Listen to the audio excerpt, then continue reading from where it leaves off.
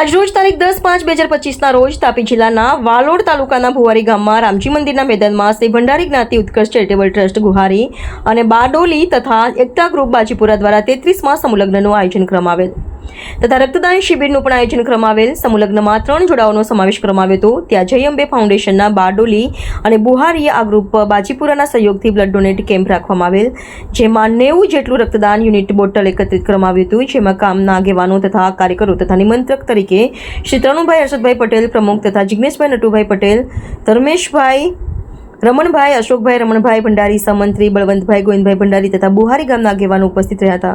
Blood donation camp પાછળ જે પાકો હોલ છે એની અંદર ચાલુ છે, તો બ્લડ ડોનેશનના દાતાઓને નમ્ર વિનંતી કે તેઓ પોતાનું અમૂલ્ય reporter Uresh Chaudhari, AB48 news, Tapi.